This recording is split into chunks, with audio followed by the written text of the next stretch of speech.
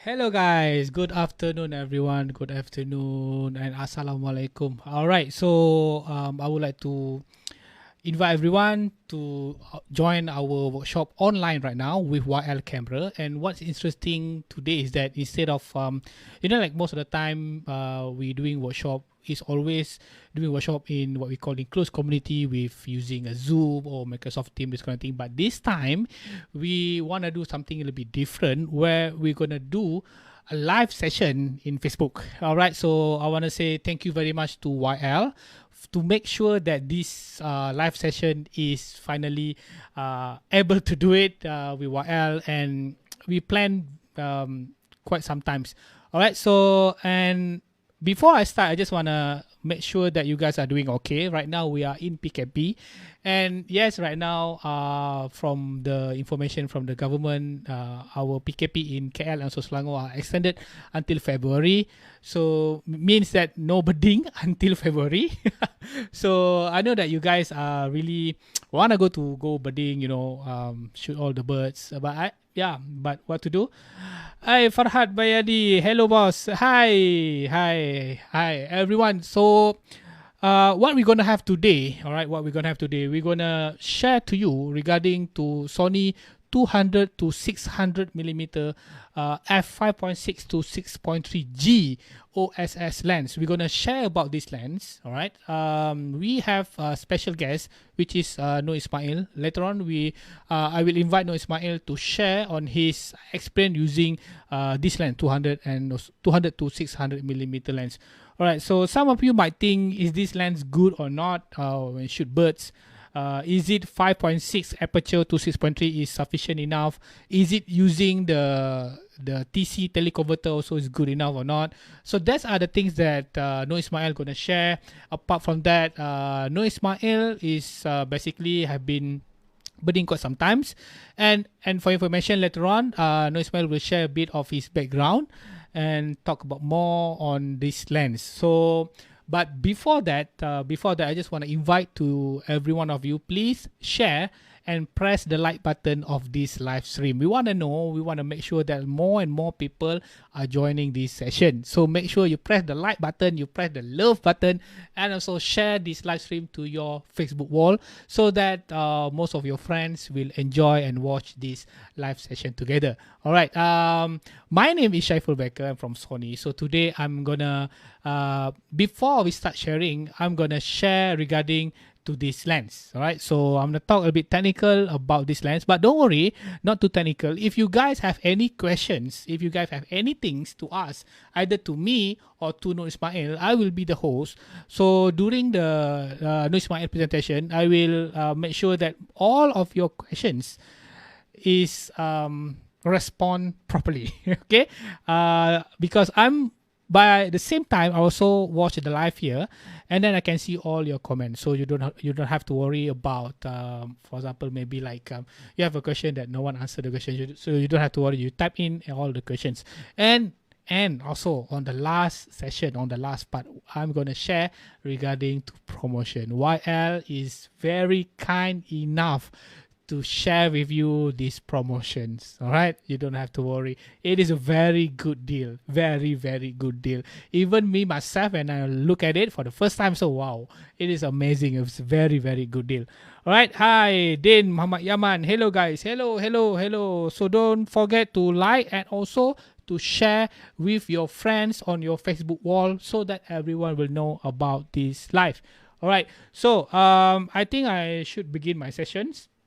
Then let me share to you about this lens. All right. So these are the lenses I'm going to talk about. All right. It's about the tele zoom lens starting from 200 to 600 millimeters, and this lens is basically Sony first telezoom that able to zoom up to 600 millimeters, because previously Sony have 100 to 400 GM lens, but that one is up to 400 only, but this one up to 600 millimeters. And from the beginning, from the moment that Sony launched this lens, a lot of birders, especially birders in Malaysia, are very obviously they're interested with this lens. So because that time during the first launch is not PKP, so I managed to do some workshop with you all. But however, now during PKP, not really that good. All right.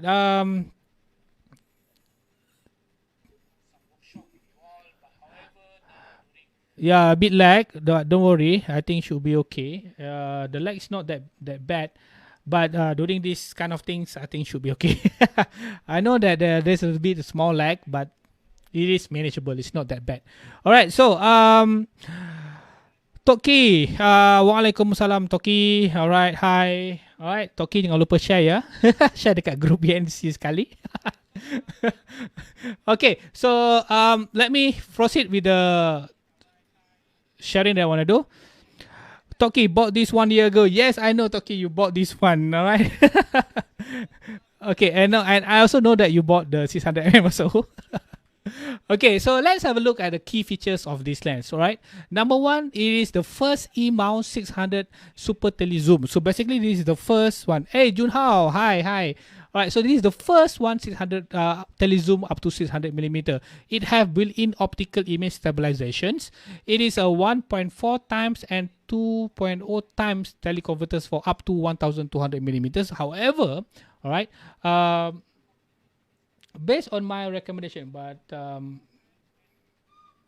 based on my recommendations, I don't really recommend to use 2.0 with this lens, right? 2.0 TC, but the 1.4 TC is very good. You can use 1.4 TC, but 2.0 is a bit soft in my personal opinion, right? And I believe that most of you also have the same things when you are using this lens with with this TC.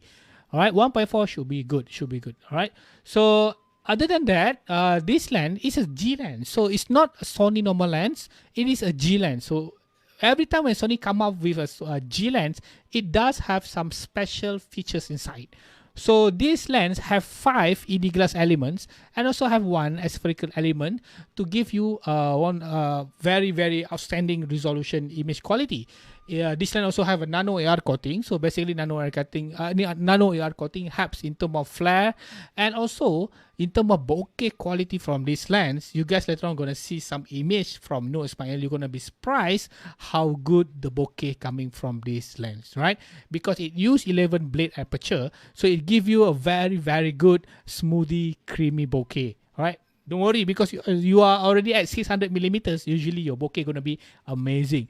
All right. So the next one, number 3, is about the autofocus. One thing you should know when you talk about birding photography, sometimes you shoot a stationary bird. Means that the birds perch on some branch and then it doesn't really move very fast, and then it's fine. It's good for you to shoot. But this one, sometimes you also turn on your manual focus.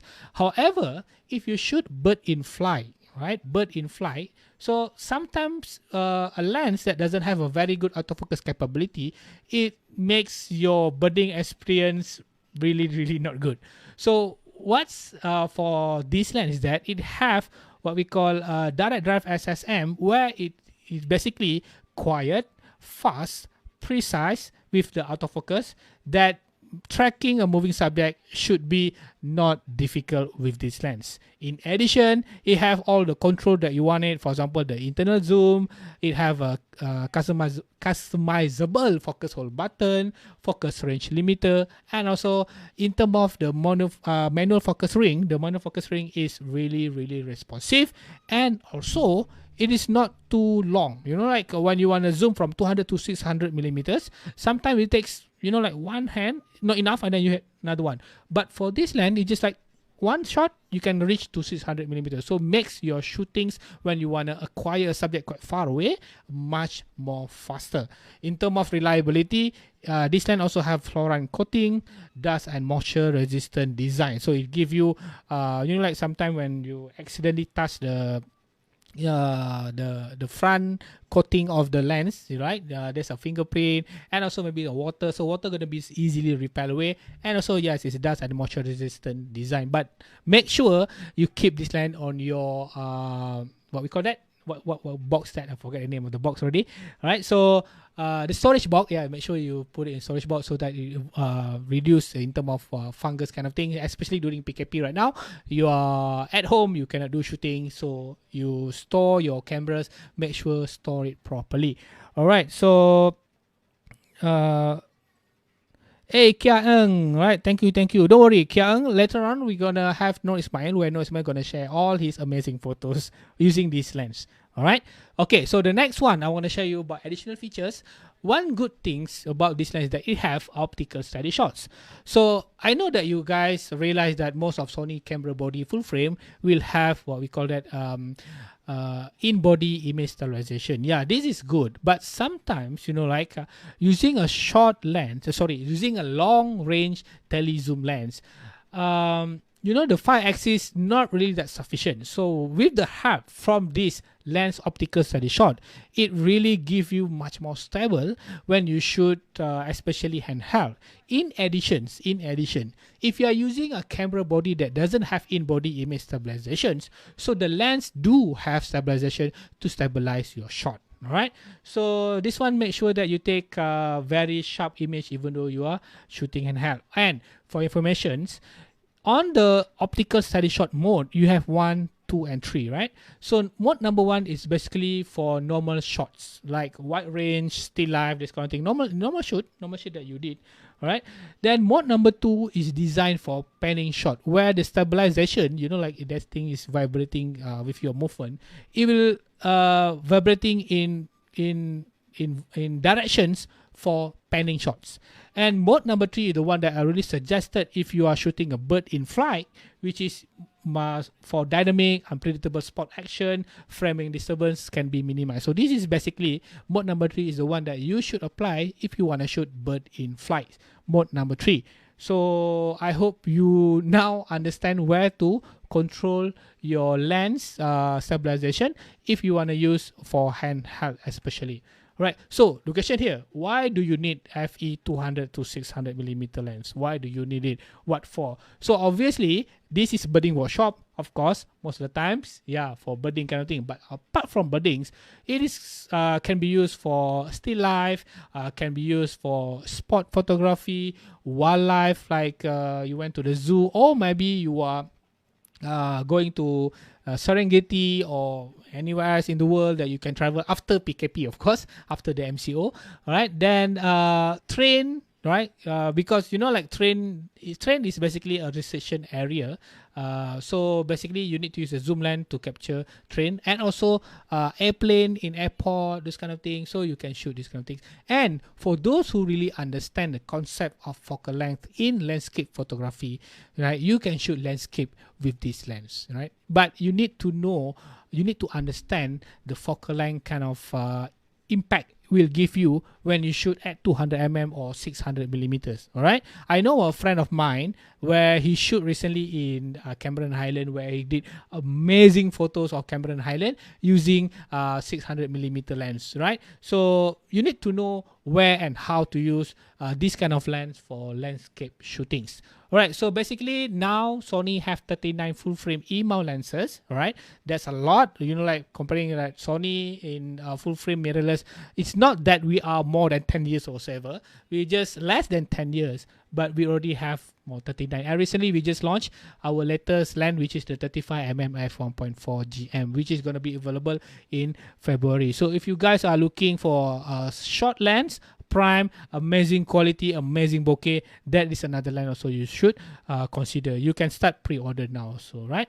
Okay, and one mount. What does it mean by one mount? If you are using APS-C mirrorless from Sony, for example, A6600, A6400, or 6000 or 6500, so basically you can use this lens, the 200 to 600 millimeter lens. It will give you additional reach, where it will give you about 1.5 times from the 600 millimeter, which is basically around, if I'm not mistaken, around 800 millimeter something. Yep. Okay. So these are the promotion that is provided by YL Camera to me. So it is a stay-at-home series birding photography sharing live on Facebook. This is designed only for today session only. So what you're gonna get, that is the price of the lens, all right? That is the price. Yes, guys, that is the price. And if you use this code, which is BYLP, all right, so you can present this code and get 50 ringgit discount voucher for any 95mm filter when you purchase this lens, all right? So you can get 50% another discount. So what you need to do, you need to screenshot this session right now, and then when you want to buy, you go to any YL store in Malaysia. As far as I know, they have one in PJ, they have one in Loyat, they have two in Loyat, all right, and they also have another one in Pudu Plaza, all right. So you can bring the screenshot, show it to the promoter, and then you will immediately get all this promotion. So this is basically special only for today's live session. All right, guys. So now I think No Ismail is ready. Yeah. So all right, hold on. Let me share the screen. Hey, No Ismail, how are you? Hi, Assalamualaikum. Waalaikumsalam. How's everybody? All right, nice. Okay, so now I will let No Ismail to share his experience with the 200 to 600mm lens. All right, so No Ismail, it's now yours. Okay, Ismail. Assalamualaikum. A very good afternoon to all. Well, this is my first session of FB Live. Yeah, and special thanks to Sony Malaysia and YL Camera for giving me this opportunity to have this session. Yeah. Okay. Let me just run through quickly on my background. Yeah. I'm based in Kuala Lumpur, trained as an architect, yeah, but not working as an architect. And started birding back in 2012. Yeah. But at that time, I was more on landscape, cityscape photography. Only in 2019, I become very interested to know more about birding and and wildlife photography, and from there the interest started to grow. Yeah. Just for info, I have a SKM CJ Kemahiran in photography, and currently pursuing my diploma. So those are the information about me. You can screen capture. Yeah. Yeah, you can always visit my website, Facebook, Instagram, Flickr, YouTube, and all that. Yeah. Okay, let's move on to my journey into bird photography. Well, I mentioned just now, I started back in 2019, July. Primarily because I'm still working, so I'm a weekend birder. So whenever I got a chance over the weekend, I would go out and shoot and practice as much as possible. Yeah, and in the meantime also I would get close to seasoned birders. I mean, you can really learn a lot from them. Yeah. Coming from landscape background, it's not really difficult to master the exposure triangle. So you have to really get to know this exposure triangle well, so that by doing so, you can able to control your lighting, your composition, all that. One thing I learned about bird photography is this is from what I learned from the otais, is to focus on the eyes. Something about the eyes that really draws the attention into the bird. Yeah, and as much as possible, we want to keep the eye sharp, and as much as possible, try to have the eye contact, yeah, between you and the bird. That really gives a lot of value to the image of the bird. Yeah. When I shoot, normally, initially I just shoot. Whenever I find a bird, I just shoot without thinking about composition and all that. But as you go, as you develop that skill, try to shoot and have some negative space around the bird, so that you'll be able to crop in and to your desired composition. Yeah. With that, I think it can easily be done with the Sony high megapixel camera like the A7R4, As well, I mean, I'm using the A9 II as well, and this has given me a lot of that flexibility. Another thing that I learned from the masters, in bird photography is when you take that photo, try to create, a story of it from it. Either the bird is feeding on something, food in mouth, either it's a bird in flight, yeah. Sometimes mating, it gives that additional value to the picture that you take. Background. One thing I learned about bird photography is, watch for the background, because the background can be a smooth background or it can be a very disturbing, branches. So when I first started out, like I said, I just shoot without thinking, about the branches and all that, about the sky. When you shoot on the sky, you always get that overexposed bird, and your bird will be black, like a silhouette kind of thing. So it's hard. It's kind of hard to recover. Yeah. The last thing that I would like to highlight was that when you try to shoot the bird, as much as possible, we try to shoot the bird so that the viewers can get the bird's perspective, or how the bird sees the surrounding. Yeah. So maybe shooting at it eye level. So for the ground birds, for like waders and all that, you go really down using a ground pot. Some of us build a DIY ground pot. They call it quali pot. Yeah. And yeah, to just really get very close to the ground, so to get that interesting perspective of the bird. Yeah. And lastly, my advice for those who are venturing into bird photography is practice with common birds. You don't have to go to the forest, to the jungles just yet. Just practice with the common birds that is available around us. Yeah. Okay. My equipment for birding, I've used A9 II. Currently, my main setup is A9 II. I've also used 7R3 and 7R4. Yeah, but mainly I use that right now for my landscape works. Yeah, I just concentrate my birding using the A9 II. The SONY, the main lens that I use is the 200-600 f5.6 to 6.3, the one that Shaiful has shared just now. In some instances, I get to use the FE600 4.0 GM OSS, superb lens. Yeah, of course it costs a lot more than the 200-600. Yeah, I have the 1.4 teleconverter, and I agree with Shaiful. The 2.0 doesn't work that well with the 200-600, but it works well with the 600 f4. Yeah, and I also have this RX10 Mark IV compact camera.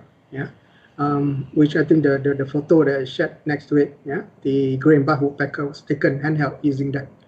It's a superb camera for if you don't want to bring your full setup. Yeah. Accessories that I use the wireless remote, the Bluetooth wireless remote commander, and I have the EE dot sight, yeah, for object tracking. For the support, I have the Leofoto LS324CX carbon fiber tripod plus the PG1 gimbal. You can see this setup on my profile pic. Yeah. Okay, this is I'm just going to share with you all my current setup. Yeah, basic camera settings for bird photography using the A9 II. Yeah, I shoot in RAW because RAW gives you the full information about the image. Yeah, the white balance and all that. Everything is still kept intact in the RAW file. Yeah, and then I've tested out using the APS-C cameras. Yeah, but end up I tend to agree more with using full frame cameras, again for the dynamic range, for the noise control. Yeah, For the white balance, I always set it at auto white balance. Yeah. I always shoot aperture priority, and sometimes when I need that extra control, I would switch to manual. Yeah. For ISO, I normally I started out at 6004 and I reduced down. You know, for me, for the first shot, normally I take at that high. I will show later on some of the images that after post production, post processing, you can really tell that it's been taken using ISO 6400. Yeah, make use of the histogram for exposure. One thing that I use normally during during my landscape days, yeah, I shoot slightly underexposed, just to get that the richer colors and definition, yeah, and I use that using the exposure composition, the button at the top. Again, bird photography, normally you don't want to miss moments, so as much as possible, I would shoot at maximum burst speed, 20 frames per second, silent shooting with a continuous high plus drag mode. One thing also I learned from the old the seasoned birders is like to use the back button focusing. This is really useful whenever you go for start birding, yeah, because when you focus, if you use the normal button, your shutter button as autofocus, and whenever you want to click, it may refocus on the subject. So when you use the back button focus, it will freeze the focus to a certain your focal point, and then you just leave out that AF on button and just click on the shutter without the camera refocusing, on the subject. I would turn on the silent shooting, steady shot, and turn off the AF illuminator, DRO, audio signals, things that I don't really need. AF tracking sensitivity, I would set to 1 lock on. Yeah, they are sensitive and lock on. So put on lock on, so that when you track a subject, moving subject, it will track on the subject. Let's say if you track a bird that flows through some shrubs or trees, it will continue to track the bird, yeah, without refocusing on the trees, on the branches and all that. One thing about A92, it has a focus area limiter, so I can really customize the focus zones. So what I do normally, I would save the focus area to tracking zone, tracking center, tracking flexible spot, small, and expand flexible spot. So whenever I shoot, I would interchange between these four. Yeah, there's a button that I've programmed for it. Is a button C2 at the top of the camera. So with that, I can really choose which focusing tracking that I need to focus on the bird. Okay, whenever whenever the bird is in the shrubs and all that, so if I want to go that, I would turn to manual and then do a manual focusing. Yeah, I've programmed the C3 button for APS-C full frame select. So with a one click of a button, I can convert the frames into APS-C frames, which means I have the 1.5 multiplier. Yeah, so if I use this 200 600 on the A92, yeah, I can get 300 to 840 range. Yeah, so but the megapixel will be reduced, yeah, it will be taking at 10 megapixel. Yeah, enable the rule of thirds for composition, for ease of composition, and I strongly recommend those high speed cards. I'm using the SONY TUF cards, yeah, which writes 300 megabyte per second, and then reads 300 megabyte per second, and then writes at 299. Yeah, it's about there. Both 64 and 128 gigabytes. These are really awesome cards. They're really fast cards. Yeah. Okay. All right. Again, from my 1 year plus, yeah, experience birding. Before we go out, research on the birding location. Yeah, there's plenty on the website, or you can ask a friend that has been to those places. Yeah, to take you to take you with them on their birding trip. Yeah.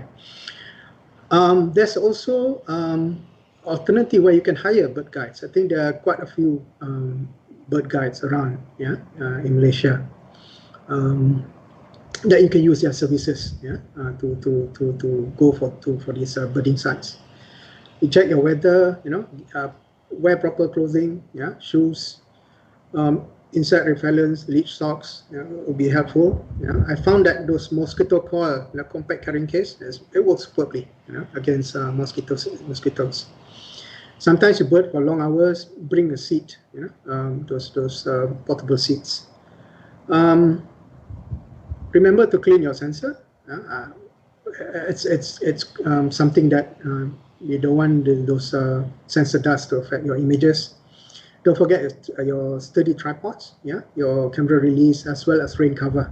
Yeah, I think you should invest in one, because these telephotos don't come cheap, so we need to protect them from the rain. Birding is normally good in the morning when the lighting is softer and less harsh. So, and then if you need to set up, your height and all that, you have to be extra early. About the subject that you're shooting, this is one valuable lesson that I learned from my colleagues, was that to understand the subject, and try to get close to the subject, but approach with patience, meaning slowly.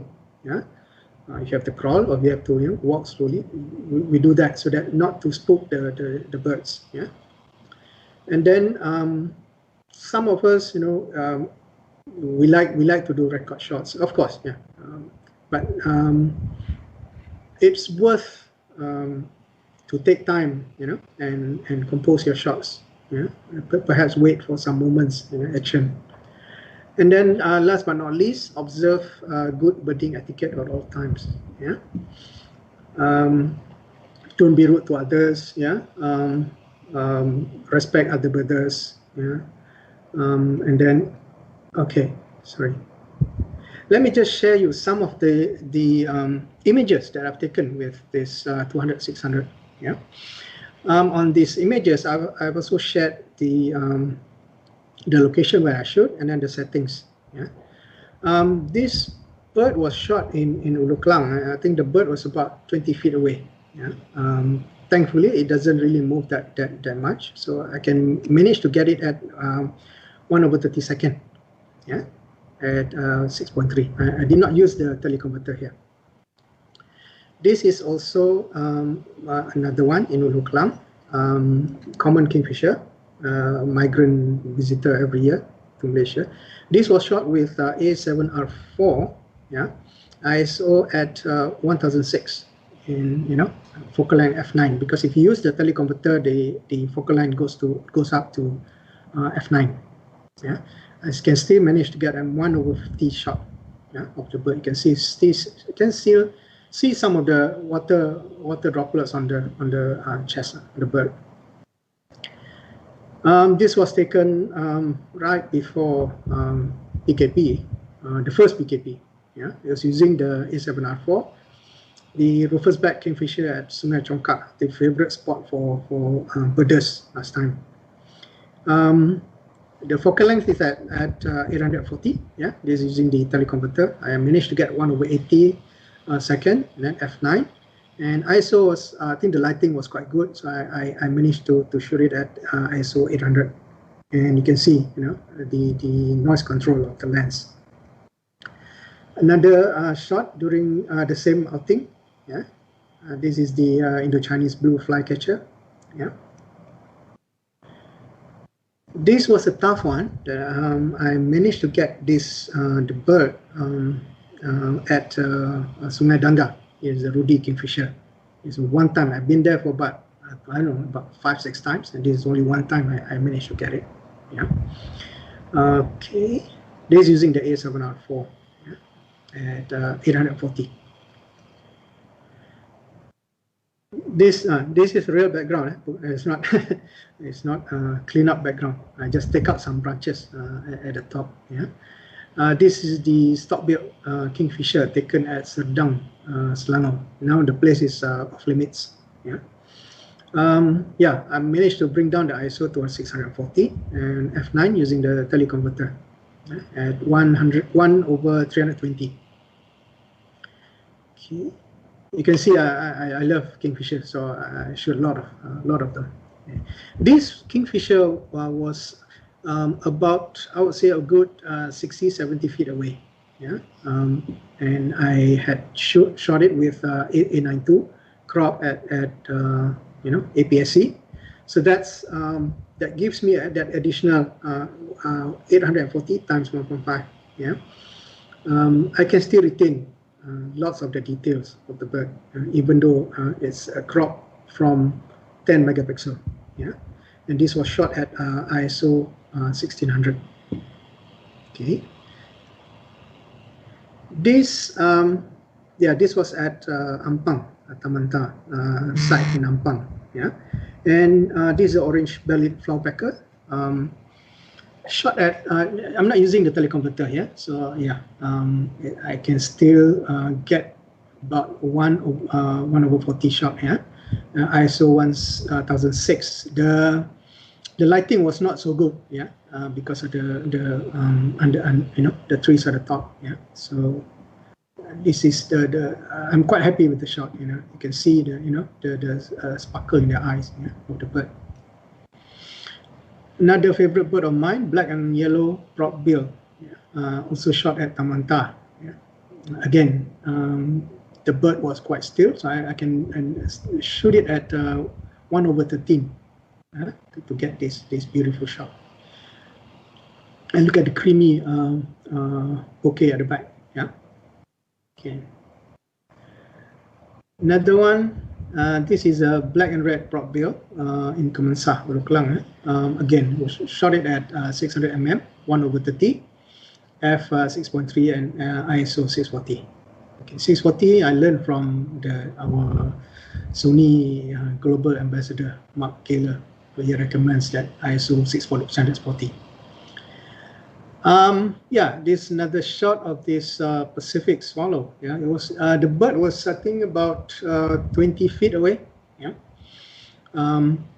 Here I managed to shoot using the teleconverter. Yeah. At 840 mm. And look at the sharpness, the details of the bird. Yeah. But the ISO, yeah, ISO is 6004. I just pushed it up because the lighting was not so good at that time. Yeah, it was raining actually.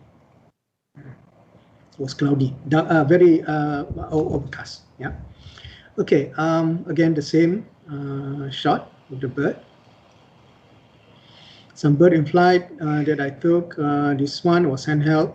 Oh no, sorry, this one on tripod at 1/4000. Yeah, f9 and 1006. Lighting. This was middle in the afternoon.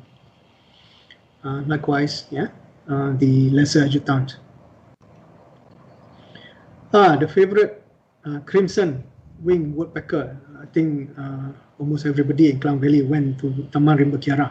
Sorry, the typo there. The Taman Rimba Kiara in TTDI. Yeah. So this was shot at 600 mm, 1/320. Yeah, and ISO 3002. The nest was just about 5-6 feet from the ground. Yeah. I've managed to shoot this at a friend's place, yeah, in Rawang. This is the brown stripe.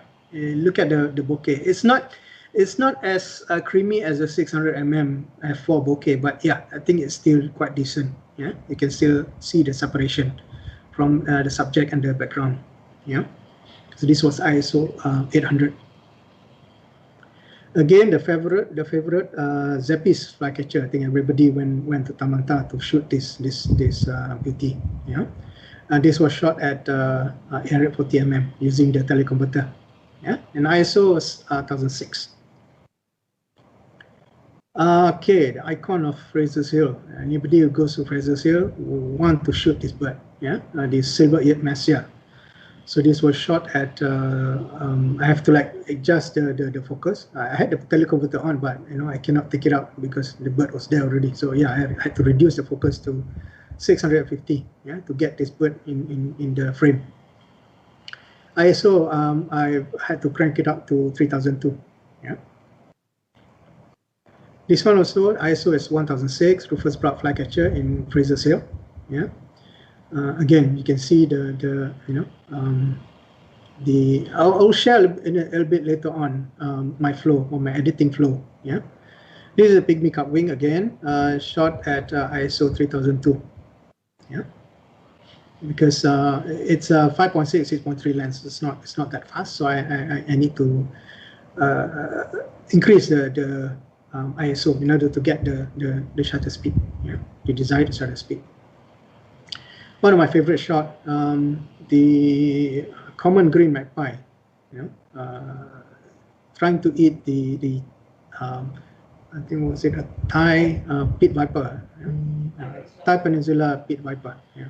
So yeah, the bird was like less than 20 feet away from us. Yeah. It was very preoccupied with the snake that it doesn't really it bother us. We were just about 20 feet away. This one was ISO 3002. Okay, another favorite of Fraser Sail, the red-headed trogon. Yeah, it was shot at again ISO 3002, and I can still maintain all the details at ISO 3002. This is a gem of Kinabalu Park, the white-head trogon. Yeah? It was shot at 420. Yeah, just to get the bird in the frame at 3200 ISO. This was using the A7R4. Another favorite bird of mine, the red-bearded bee-eater, yeah, in Bukit Tampin. This was shot at 600 mm. Lighting was good, so I managed to get 1/200 at ISO 800. This was quite recent. I think it was New Year, early of the year. I went to Taiping, go back to my kampung, and then yeah, had the opportunity to shoot this at Taiping. Yeah. So yeah, you can see the creamy background. So it's not too bad. Yeah, at 6400 ISO. Yeah, I can still control the noise. This bird was very far out. I would say about 50 feet, 60 feet away from me. Yeah, and yeah, I shot this bird using the A7R3 using the teleconverter. So I got 840. ISO again 640, and I managed to get 1/100. This was during the rain. Yeah, and the bird stayed there for like I don't know, half an hour, 1 hour. Okay, another shot of this collared kingfisher. Most of my shots using the A92 I shot at crop mode, which means at 10 megapixel. So you can still see quite a fair bit of detail, yeah, from this. Okay, another one, yeah, this is Hanel from Vico, the black-shouldered kite. The Eurasian hoopoe visits Taiping or surrounding area every year, yeah, from the Middle East. I think most of birders, seasoned birders will go there to shoot this bird. Yeah. Tested out using the DIY ground pot, what they call it, quali pot. So bring the perspective down to the bird's level. This was shot at 840 using teleconverter. Lighting was good, so ISO 100. I still can get the shutter speed at 1/500. Yeah. Some bird in flight shot, tracking some of the birds, the waders, yeah, in Pantai Jeram, Selangor. Okay. Okay. The next few images are images shot with the 600 mm f4. Just to share my experience as well using the lens. And this is really a superb lens, really sharp lens. Yeah, it's also quite light at 3 kilos. Yeah, and this was in Lanchang in Pahang. Unfortunately, the place has been developed for other things. Yeah. This is Diet Stroganoff, also in Lanchang, shot with 600 mm. Yeah. Okay.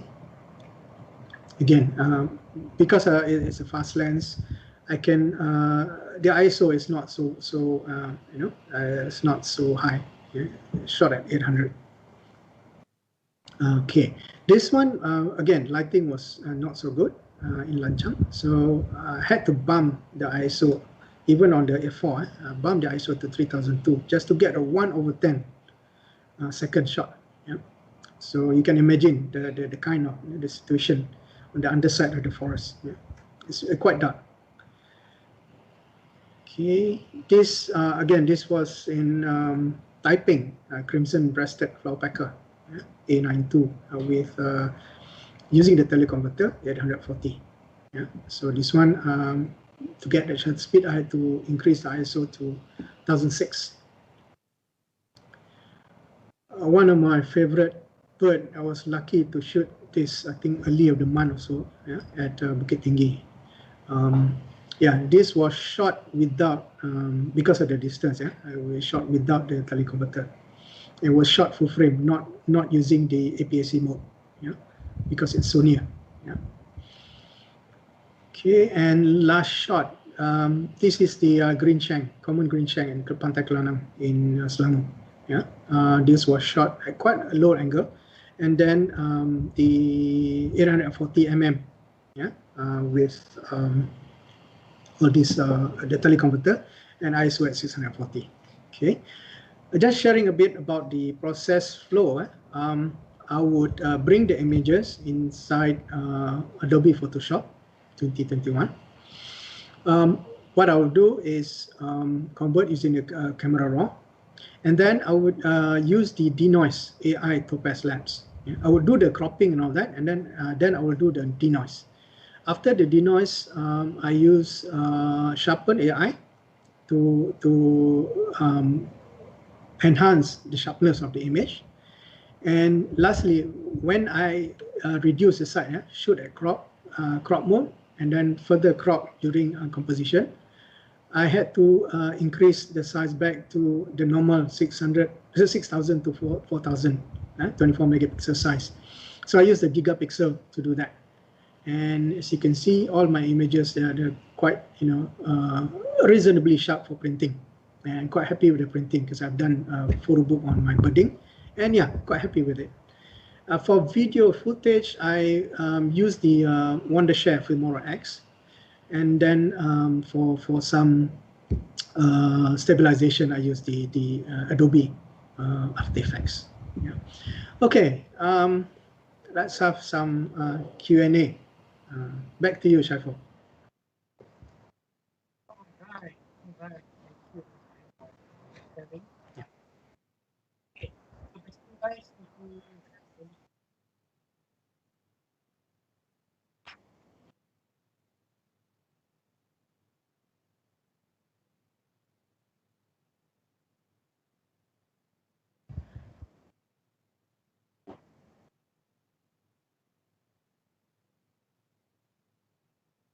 Yeah.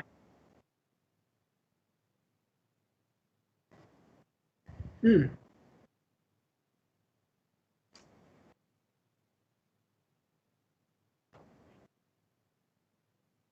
yeah. Okay. In fact, he loves to follow me on my birding trips. Yeah. And I said, the only thing I can give him to use is the RX10. So yeah, he started using the normal shutter focus, and then he said, why when I focus the thing gets blurred, and then I teach him how to do back button. So now he's on back button, so his images are improving now. It's really easy to learn. For 11-year-old, he can really know. He even has his own Flickr page now, and he uploads he edits all his own photos and he uploads that. So yeah, quite happy with it.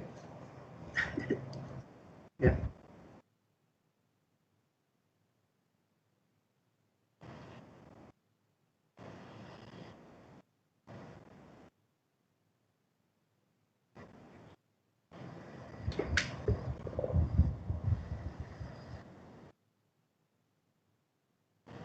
Mm. The legs get. Mm. Position. Okay, now I think my mic is working good, but from that slide I cannot have a mic. I'm not sure why. Okay, by the way, thank you Desmond for your feedback regarding to the mic. Okay, so I think we're almost at the end of the session right now. So before that, anything, no, Ismail, you wanna share to your audience? Okay. Thank you again. Yeah, for the joining me in this session, and to end it off, yeah, I share again all my information. This you can take a screenshot of it, and then for the first, based on the offer that YL gave just now, yeah, for the first 5 purchases of the either Sony FE 200 600, or you want to buy the FE 600 or the A92 or A7R4 cameras, yeah, um, Sony Malaysia will be giving you a limited edition exclusive premium Sony Alpha camera strap. Yeah, I have it with me. I can show it, but yeah, it's so yeah. Just PM me with the proof of purchase. Yeah, we'll arrange for the camera strap to be sent to you. Thank you very much. Stay safe, everybody. Take All care. right, thank you, no Ismail. All right, so guys, don't forget we have this promotion from YL. So make sure you screenshot these sessions, so that like you can show this one to any YL camera dealer, which is YL. They have shop in PJ, in Loyat, and also in Pudu Plaza. So you screenshot, and then you're able to get this promotion price and also promotion code. Plus, if you by using this session, by screenshot, you can contact No Ismail, and No Ismail will give you free camera strap, limited edition Sony Alpha camera strap, so you can use that for your own usage or maybe some collections. All right, so Okay. yeah. Yeah. Okay, Okay. so I think that's all from us. Thank you very much for your time. Thank you very much for watching our live session today. I hope we're gonna have another session in future, right? Hopefully. So I think that's all. Thank you very much, and assalamualaikum. Bye bye. Salam.